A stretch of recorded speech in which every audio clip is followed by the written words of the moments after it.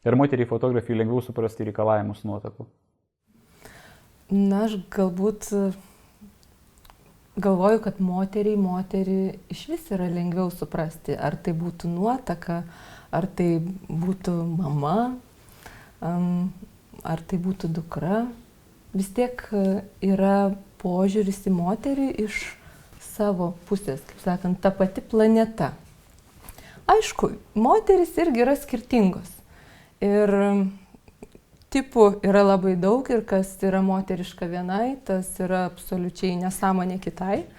Bet nuotraukų atžvilgių manau, kad moteriškas požiūris vis tik yra labiau suprantamas, ko gali nuotaka norėti. Kaip įmanoma nuotraukom papasakoti, tarkim, tos dienos istoriją, Kristina, tu gal gali pasakyti?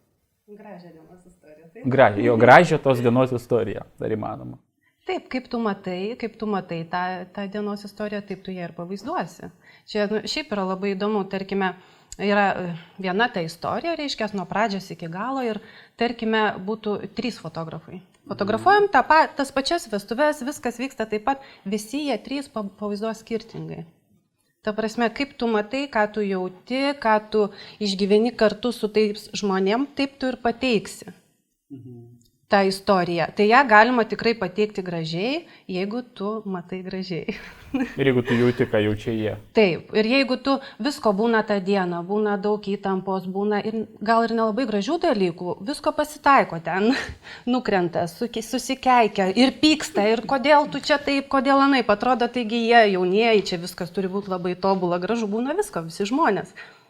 Bet tą visą tu gali apeiti, nematyti ir tą istoriją pateikti labai gražiai, labai taip, kaip tu ir sakai, gražiai.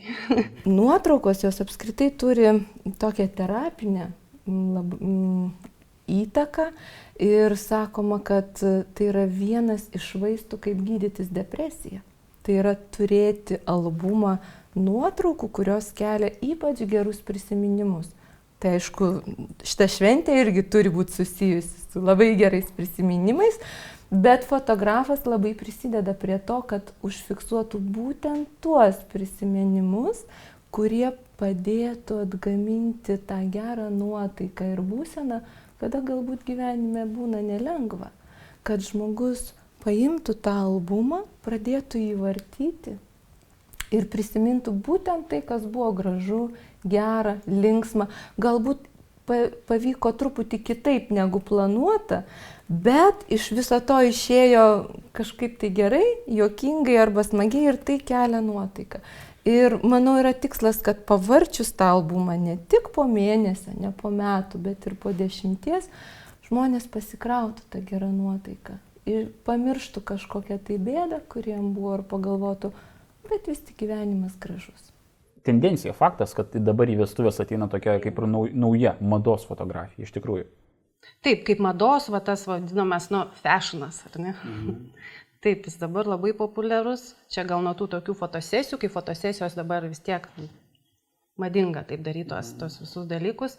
Ir kadangi dabar tos mados jau tokios, visokios, labai daug įvairių žanrų ir tas mados fotografija jinai yra ir vestuvėse, tačiau aš visada sakau, kad reikia atskirti vestuves ir tą fotosesiją mados. Tai yra 2 skirtingi dalykai. Man teko turėti mados tokias fotosesijas vestuvinės, bet jos buvo ne vestuvių diena, nes tai yra didelis darbas. Atskiras visiškai darbas.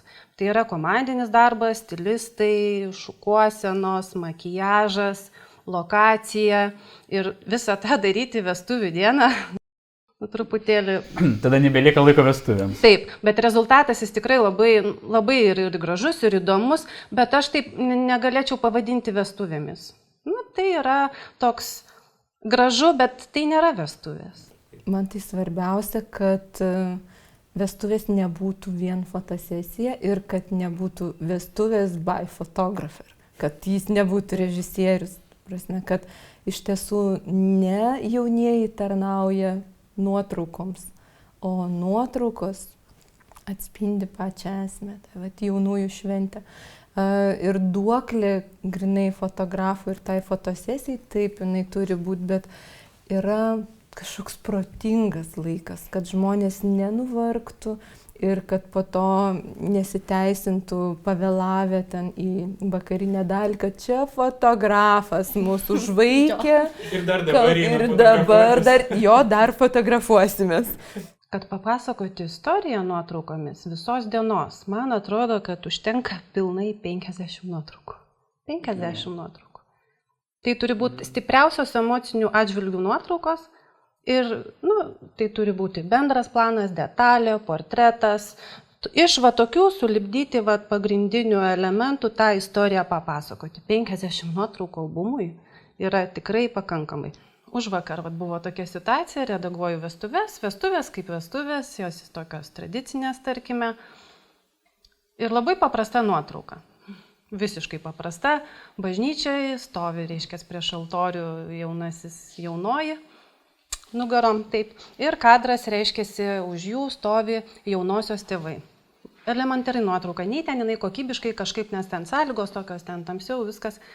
Ir, reiškia, esmė tame, kad stovi mama, reiškia, tėtis, tuo metu, man atrodo, aš nežinau, kas ten vyko, galbūt laiminimas. Ir reiškia, esmė tame, kad mama laikosi už rankos jaunosios tėčiui, savo vyrui, jinai yra susigraudinus ir aš net jaučiu, kaip jos ta ranka dreba.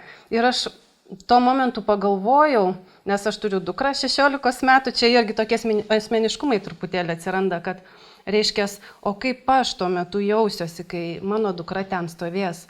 Ir ar aš turėsiu kur laikytis pati to. Toks man buvo toks labai stiprus, nežinau. Tos emocijos, kurios vyksta vestuvių metu per visas įvairias ceremonijas, jos iš tiesų visada kabina. Kad ir būtų N-oji 1001 vestuvė, vis tiek kažkuriuo momentu pramuša. Būna, kad ir aš jaučiu, jau kaupėsi ten kažkas, jau toj galvoju apsiverksiu, galvoju, laikykis, tugi dirbi. Tai aš už vakar nesusilaikiau nuo to kadro, nesusilaikiau. Bet man tai būna, kad pačios ceremonijos metu, pavyzdžiui, kunigas sako tokį pamokslą, kad dreba viskas, tai aš tada turiu labai gerą būdą. Užsidedu fotoaparatą, atseit taikausi, o ten jau varva. O kartais būna, kad pats sakraliausias momentas įvyksta namuose. Tas tėvų palaiminimas arba netgi labiau senelių. Atrodo, kad visas šeimos egregoras tiesiog laimina tuos du jaunus žmonės. Ir tai būna tiesiog sakralumo viršūnė. Galima netgi galbūt remtis, čia gal truputėlį kitas būtų klausimas, kur ta kulminacija ir kaip ten viskas į tokius etapus, kas yra tos vestuvės apskritai. Čia tie papročiai, tas iš namų išlydėjimas, laiminimas, kaip yra. Pradžioje būna liūdna. Tarkime, seniūnė, iš viso, man atrodo, buvo apraudojama ten tie visi dalykai. Kodėl? Todėl, kad tai yra virsmas, reiškia, jau tu palieki tą gyvenimą, koks buvo į kitą. Ten prieš tai buvai, kaip lietuvių liaudė sako, mergelė arba bernelis, dabar jau tu būsi moteris, būsi vyras, tu laidoji savo buvusi aš. Tėvai tą supranta, jie tą patį yra išgyvenę, dėl to tas išlydėjimas į bažnyčią, ar kur kitur, čia kaip jau kas nori, yra toks iš tikrųjų, kaip tokio truputėlį laidojimo, jis dėl to yra liūdnas, jis, paskui jau eina jau laiminimas, ceremonija, tas pats virsmas, sakykime taip, ir jau paskui ten linksmybės. Jau tas taip, tai turbūt natūralu ir nereikia bijoti, kaip sako, važiuoja limuzinu į reiškias, ar bažnyčią, ar ten, tarkime, rotušę, tai ką mes čia kaip į laidotuvės važiuojam, duokit vairuotojas garso mums muzikos ir ten cicinas. Aš čia taip, kažkaip keistai, aš matau, kad jie viduje tai yra tokie tikrai, jie nori rimties, jie yra tokie natūraliai čia tas gaunasi, bet taigi čia vestuvės turi būti linksma, tai kaip mes čia dabar sėdim tokie. Aš tai manau, kad yra natūralu ir ta rimtis ir tas toksai taip turi būti. O paskui ten ir gali būti tas cicinas, čia kaip kas nori. Aš kažkur iš tikrųjų girdėjau tokį palyginimą, o galbūt apibūdinimą fotografų darbo stiliaus, kad geras fotografas yra tas, kuris sukuria kompoziciškai teisingą situaciją, pastato ją jaunuosius ir leidžia jiems ten laisvai elgtis ir laisvai lengvai, jaustis. Ir tuomet dirba savo darbą. Ar teisingai suprantu, kad tai yra Kristinos darbo stilius?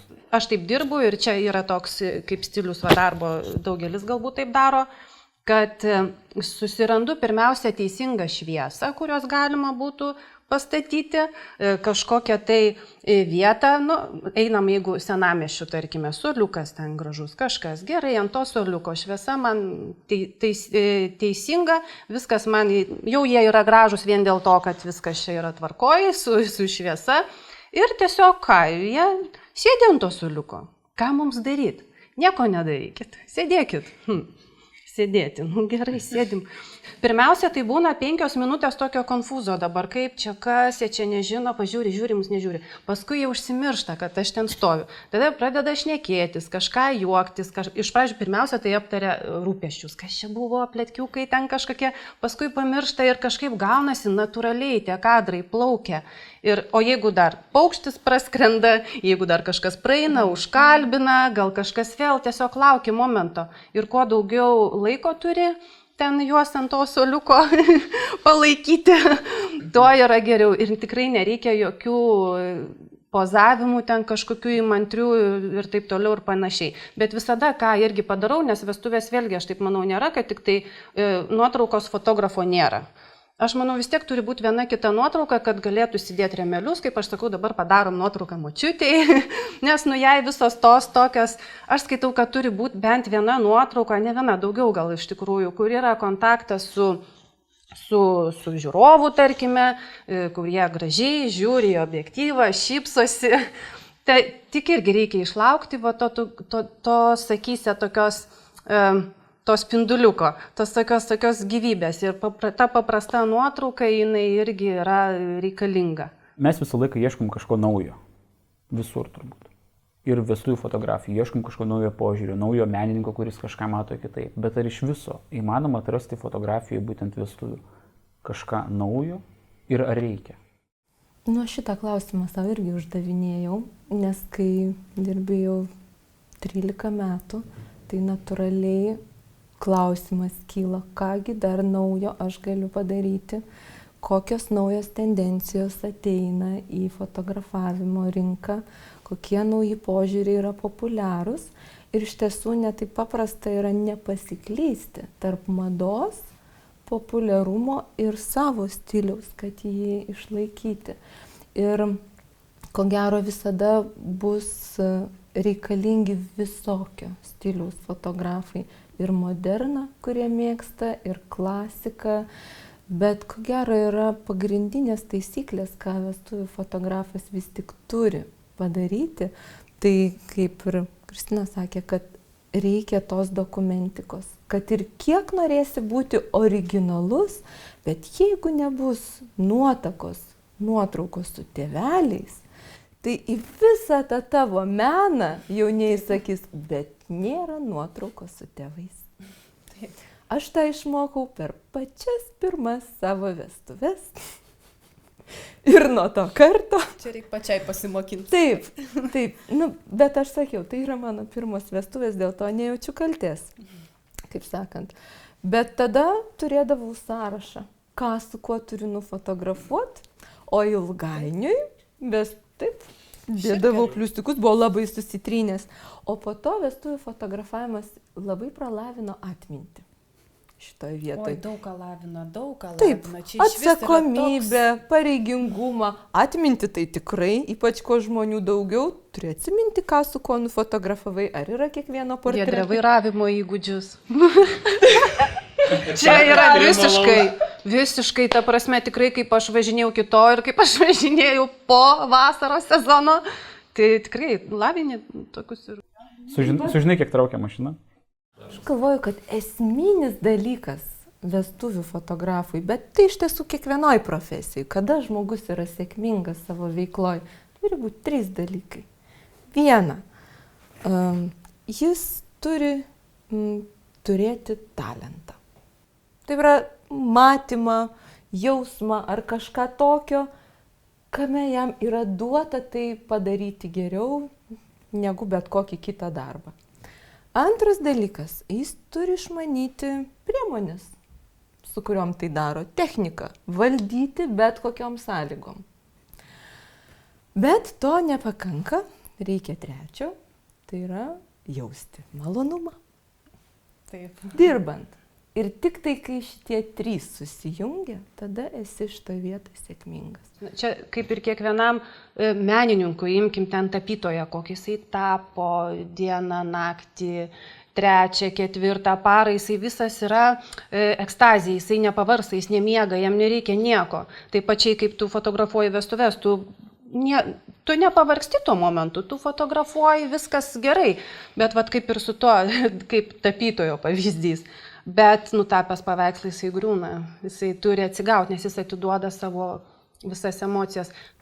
Vestuvės, jos tarsi suteikia privilegiją būti liudytoju labai svarbių įvykių žmogaus gyvenime. Fotografas tampa metraštininku ir tos scenos tikrai yra gyvos ir jausmai tame yra tikri, tarp daug pompastikos ir daugybės scenų vis tiek yra tai, kas tikra. Tiesiog yra dėkingumas, va, tas jausmas, kad esi dalyvis tos didžiulės misterijos, to virsmo, kuris vyksta su žmogumi. Tai tiesiog netgi turi ir tokią va prasmę vestuvės. The end? Fū. Vat kaip, vat tikrai, čia kaip ant to suoliuko, blemba, vat po kokių 20 minučių pradedi kažką šnekėti.